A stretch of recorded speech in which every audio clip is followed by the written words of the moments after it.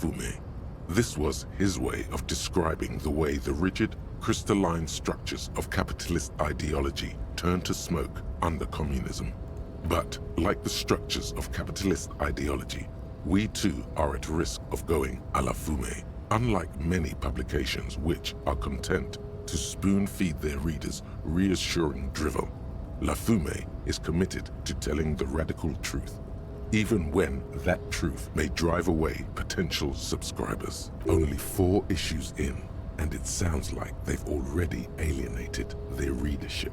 So please, if you value our radical Mazovian perspective on contemporary politics, culture, and international affairs, please consider subscribing today. Whisper. Yours in struggle, the editors. Kim, I think this is a communist magazine. What do you expect? It was laying around the office of the Debarders Union. They're probably bankrolling the thing. You flip back to the front of the magazine. The table of contents unfolds before you. What does it say about local concerns? Unsurprisingly, much of this section is taken up with articles declaring unqualified support for the dockworkers' strike. You skim the headlines. Paint the harbor red and white. Martinez tames the wild pines. A city in revolt. First, we take Martinez. Then we take La Delta. Finally, there's a brief article by the writer, G. Martin, accusing the owner of the Capeside Apartments of illegally attempting to evict certain communist tenants simply for not having paid their rent.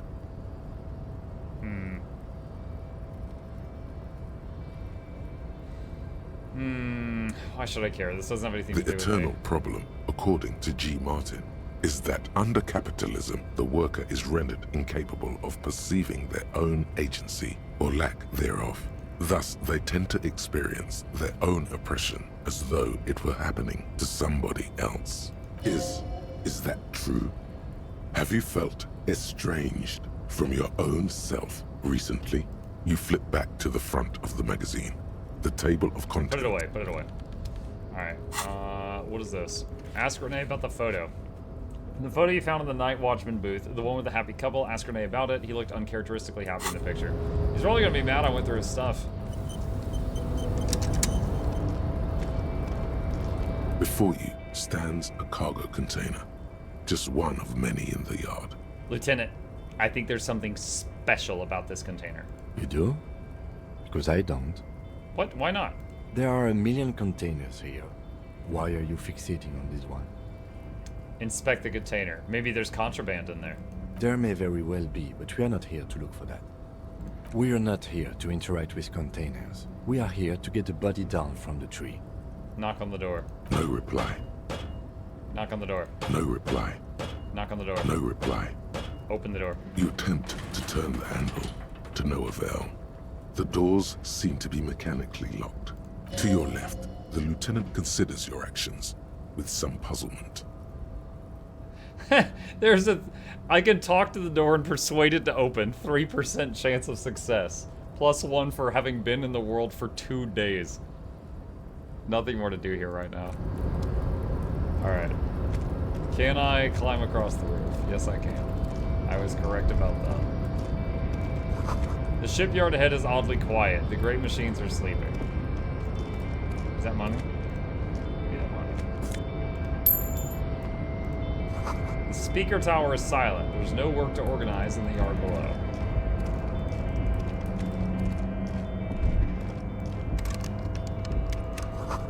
The musk of oil and rust comes from the chasm in front of you. Smells like blood. That box is locked, it won't open.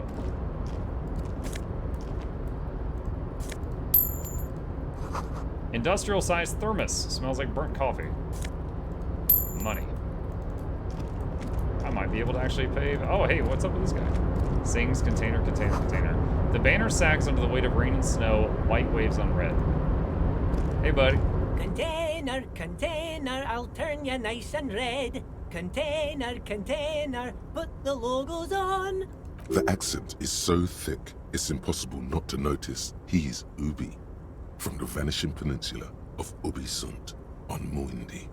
Container, container, used to be Wild Pines. Container, container, now belongs to Everard. The tiny man is so engaged in his work he doesn't notice you. Hi! Everard, Everard, Everard, he looks after everyone. Huh? Well, hey there. How can I help you, mister? The look in his deep blue eyes is as sincere as you've ever seen. Kind of makes you feel like an arsehole for no apparent reason. I see you are not a union man, mister. Did you get lost? You're not one of them scabs, are you? A shadow passes over his kind face. What is it with you people in scabs? I mean, I don't personally mind. Folks is just folks, you know, and folks gotta eat. He doesn't seem to be waiting for you to answer. Just some of the other guys don't look too kindly on the scabbing kind, if you know what I mean, mister. You're Ubi, right? Oh, yes. Born and raised in Irish, mister. Mum had to leave my dad after he got a bit violent. Took us here to the new world. I was about 10 then. Too old to lose my accent then. People say us Ubis are up to all sorts of trouble with sheep and other animals and whatnot. I just want you to know there was never any of that where I come from. No, sir. Those are just nasty rumors. Thank you for clarifying that, sir. Where is everyone? The harbor's empty.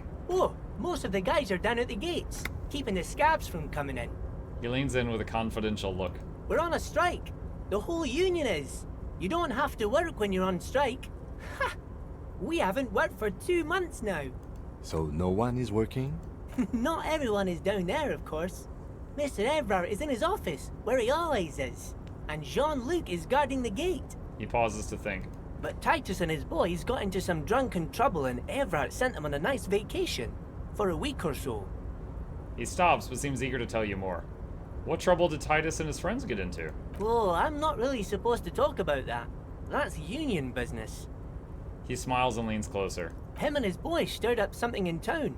Probably drank too much and got into a fight or something. I heard Mr. Everett telling them to take some time off. Don't go all bad cop on this simple, friendly fellow.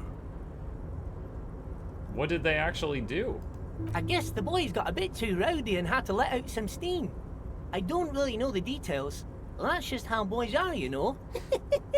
I haven't been in a fight since I was in middle school. Easy, Leo. Let's keep this on the hearties. He looks to you for assistant. Too rowdy? Leo, what kind of fight did they get into? Did they kill a mercenary? Too late. Leo's mouth is still moving, and the words are spewing forth. Words, words, and look, even more words. This guy could go on till the end of days. Now he's talking about some drunk sawmill owner who... No, he already switched to a prized fishing rod he apparently owned at some point. You know what? Just cut in there with your questions. What are you doing with the containers? Oh, I'm just making some covers for them containers here. Yes, I am. Yes, I am. So it's easier for the crane operators to spot them. He waves at the containers towering behind him. What's going on here? Look at the mountains of containers rising behind him. This is a red check. It cannot be retried. 58%. Logic. Let me ask you something. Okay, logic. Let me see if I can put on logic gear and come back to this. Sure, mister. About what? Do you work here? Yes, yes. Everybody needs a job, and this is mine. I'm Leonard, by the way. Leonard Bellick. But everyone calls me Leo. The little man raises his hand in a welcoming gesture. I'm like Mr. Everett's right-hand man when Mr. Edgar is out of town, and Mr. Edgar's right-hand man when Mr. Everett is away. He chuckles. Actually, Miss Beaufort is the right-hand man, but she's a lady. Who is this, Miss Beaufort? The lieutenant looks up at Leo. A real pretty lady with a skin like those Douai Sucre candy bars my missus likes so much. Them are real nice to suckle on once the dinner is done and me and the missus sit down beside the radio. But I can't listen to the radio all the time. There's so much to do around here and I'm always busy keeping things running here. Yes, I am. Yes, I am. Stay on this Miss Beaufort topic. Who's the Miss Beaufort you mentioned? Oh, Lizzie. She is a real sharp tool. Mr. Everett put her through some fancy school and everything, east of the river. 4 years she was gone, and when she came back, she was all fancy and lawyerly. But she's a real nice girl. Grew up in this here neighborhood. knows everybody and gets along with everyone. Real pillar of the community one day, I'm sure. For a fraction of a second, there's sadness in his eyes. If me missus and me was to have a child, I'd be real happy if she turned out like her. But she can't have kids. Aww. Dr. Lemaitre said so, and she knows about such things. Been a doctor for almost 50 years, she has. He sighs and falls silent, watching you meekly with his blue eyes. Law school? Could she be talking about the union fixer, aka the gardener? Oh, so this is the union fixer, the gardener? Looks like it. I'm not sure what a fixer is, but she is a real nice girl.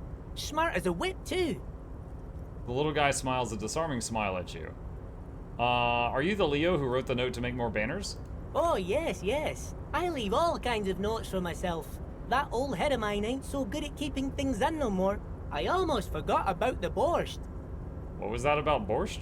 Oh, yes. I've been taking special whirling borscht to the men every day since the strike started. The little guy chuckles merrily. It's very, very good. Makes a man feel so warm and happy. I feel like I could take on Mr. Renadan's boar dogs every time the lunch is done. What do you mean taking the soup to the men? Is it for striking? Yes, yes. I'm taking it to them. The borscht keeps them happy and in fighting spirits. Makes you all warm inside. They brew it in the whirling in rags. Hold on. Who makes it at the whirling? Oh, the whirling's cook. He makes it. Them is always talking with Mr. Manana in that weird language and laughing together. He doesn't speak what we speak. He's from Grad. Something's off about this borscht. I'm gonna look into it. Accept task. Oh, sure, mister. Sure. You do that. Yes, sir. What's in that container over there? Point to the container suspended from the crane arm. Oh, that one. That should be empty as far as I know. Lots of containers here have nothing in them. They're just waiting to be loaded up. Told you.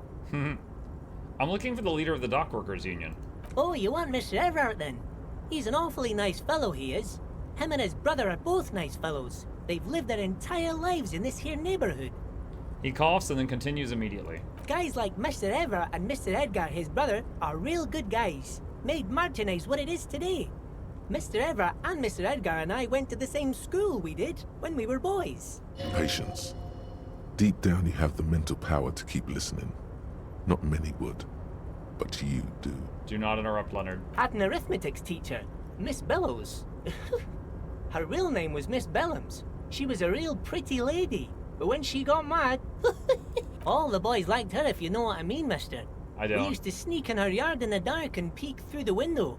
That's One a time crime. we saw Miss Bellows with a fellow. Yes, we did, mister. No, you effing didn't. Yes, we did, mister. Indeed we did. Him was a big, big fellow. Used to drive the Troika near ours' school and everything. Them was all naked too.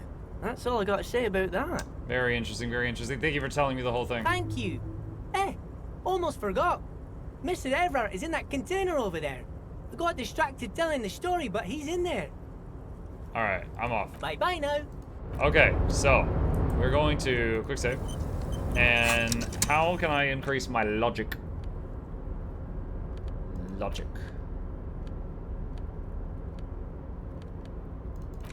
Wow. Glasses with flip up shades.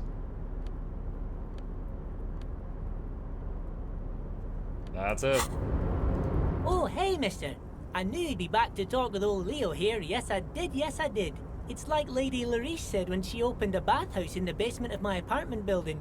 They can only get so far before they're aching to get back.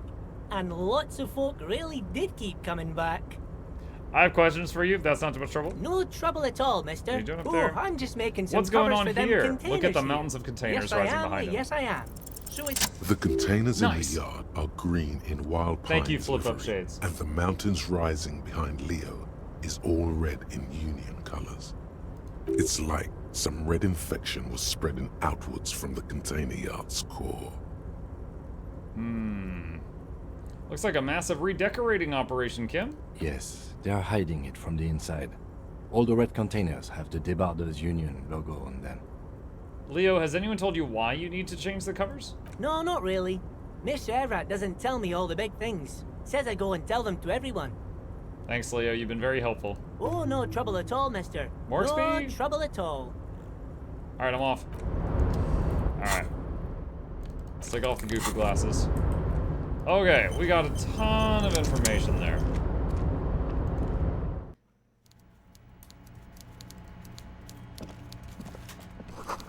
The coffee in the giant thermoses is still lukewarm. Do I hear a typewriter?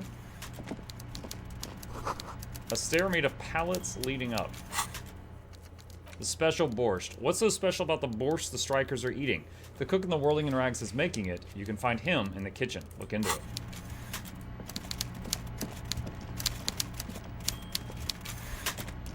Dude, it's like the Kingpin.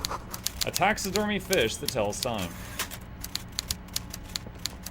Before you is a walrus of a Look at man this guy. seated behind a large desk. He looks up from his work, not the least bit He looks like he would surprised go, to see you. hey! With great effort, he straightens himself up in his chair, yet says nothing. He simply stares at you. A typical power play. Wait for him to speak first. Show him you've got a backbone. Say nothing. Look him dead in the eye. The one good eye of this man fills you up without even flickering. The other, his lazy eye, is constantly moving like a goldfish in a tank. Grotesquely magnified by his +6 glasses. For a moment, you don't know where to look. It is unbearably humid in the trailer. Beads of sweat slide down the man's forehead. Keep staring. At first, nothing happens. His face wears a wide and self-satisfied smile. Every now and then, he smacks his big lips. Like a general over his maps, he plots his moves. Judging by the way he's licking his chops, it's going to be a good one. So, He begins to speak, albeit very slowly, purposefully leaving a pause after his opener. Mr. Dubois, Mr. Kitsuragi, how nice that you found a moment to pay a visit to the Debardairs Union. I'm Everard Clare, head of this little operation here. Please, have a seat. He gestures to a tiny folding chair opposite to his giant desk. The folding chair looks like a torture device. Extremely uncomfortable. You go ahead, detective. The lieutenant nods at you and then the chair. Whatever he has in store for you, it can't be good, he thinks. I'll do my best. Forget about that. What's with this Dubois stuff? You're getting some seriously bad vibes from that name. I'd rather stand. Please, Mr. Dubois, let us converse in a civilized manner, as equals. Take a seat. I insist. He's trying to throw you off your game with this Dubois nonsense. Don't give him the pleasure. I don't sit. It's kind of my thing. Very well, Mr. Dubois. I respect a man with strong convictions. As he nods, his mini chins move like ocean waves. I, too, have convictions. One of which is that I will not engage with any man who won't face me at eye level. Should you find yourself more amenable in the future, I'd gladly resume our conversation. But until then, I'm afraid I must ask you to leave. He turns back to his typewriter. That's a nasty play. He's got you. A titan of volition in a fork. Guess you just have to sit or leave. Take a seat. Excellent, Mr. Dubois. I can see that you're a reasonable man, and reasonable men can be of great use to one another. Remain serious. So tell me, how can the head of the Debardairs Union help a representative of the Revachol Citizens Militia today? The chair you're sitting on has got to be What? the most uncomfortable chair in the world. It's violating your backside. I just lost a hit point. I just took damage from this chair. Oh, by the way, I heard you got a rather rude reception from a certain Lawrence Gart. Some people have no manners, it pains me to say. This should take care of that nonsense. He points to a giant novelty check on his desk. It's absolutely comically huge. It should be sufficient to cover your expenses for a few days and patch over your differences with a cafeteria manager. Go ahead, take it. Hey, that's 25 real. That's good money. Think of all the stuff you could.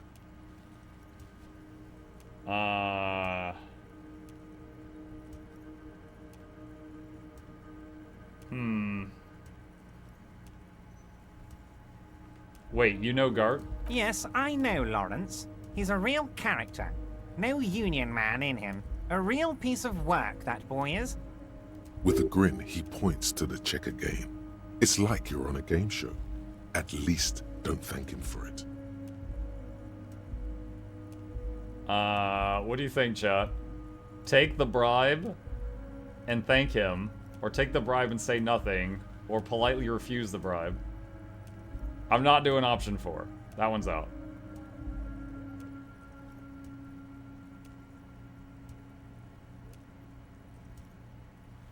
No bribe. 1, say nothing. Night Monkey Chat. Good night, Bluebell. 1 or 2. Oh my gosh, you guys are split almost completely. I wish I could see how much money I currently have.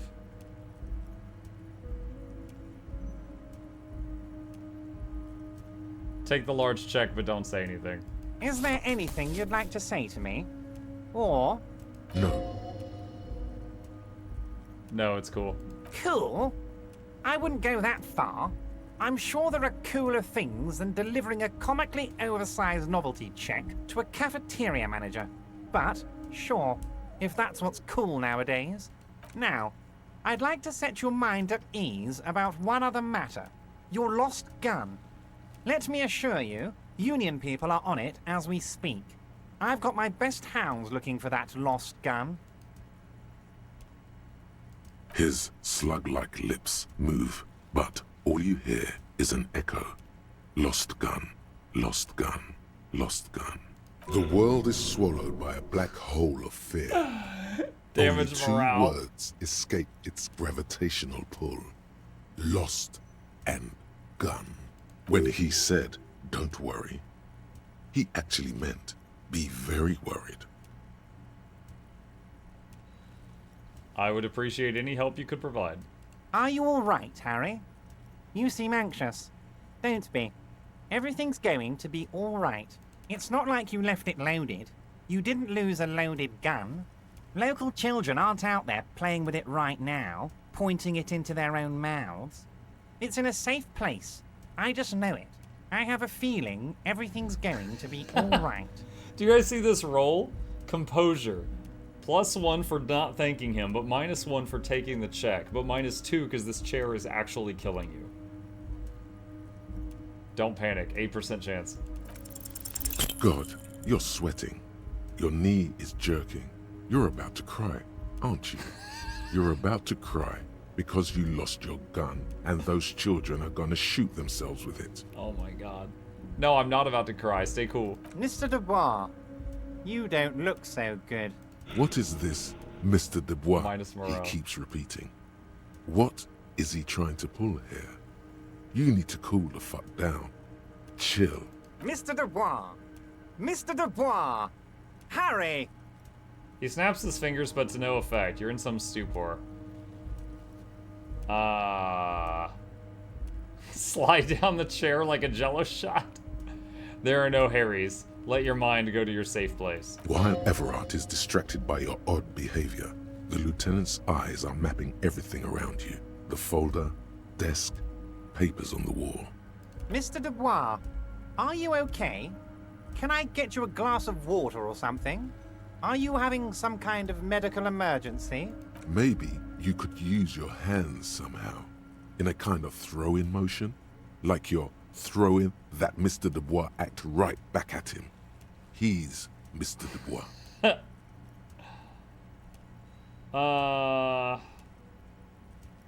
Let's see. I'm melting. This chair is uncomfortable. I could use that glass of water. Sit upright. What an odd demonstration of... you got me, Harry. I don't even know what. As entertaining as it was, I'm afraid we're wasting our time. And I'm an extremely busy man, as I'm sure you are too. Okay, enough. We are here to ask you some questions pertaining to a murder investigation. It is about time to stop embarrassing yourself. Questions will help you regain some of your lost dignity. Let's see. You called me Mr. Dubois. Why? Of course. Let us dispatch with the formalities. You call me Everard, I call you Harry. That's what the hanged corpse called you. Harry. Wait, oh, I wish I didn't have to say this. So that's really my name. My God, so it's true. I didn't want to believe it, but you are a fantastic science fiction amnesiac cop, aren't you? What are the odds of that? I think the odds of that are very low. My memory's fine. I'm testing you. So good to hear that, Harry. Apparently, my sources were wrong. However, if you did have a spot of memory trouble, I could help you out. With my big fat folder. Are you trying to tell me you've gotten hold of some of our documents? The lieutenant inspects Everard over his spectacles. Mr. Kitsuragi, would you mind? Me and Harry are talking about his lost identity right now. Don't just jump to the folder. That's not smart. Shows you're on the edge. Do some probing first.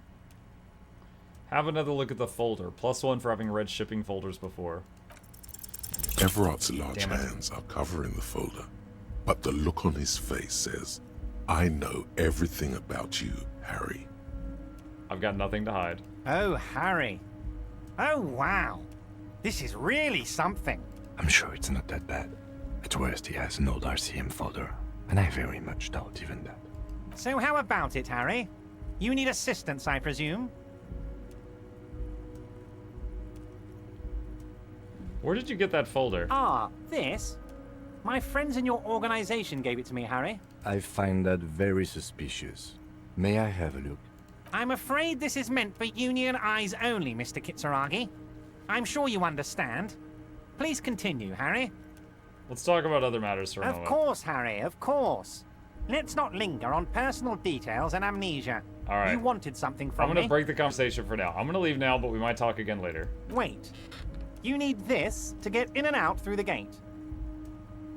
Great. Wouldn't want to get stuck in here. Here, you're one of us now. A real red and white Union man. Take care, Harry. Alright. So, I did that so that I could save the game here, because it is past midnight. And we will continue with our conversation with the Kingpin next time.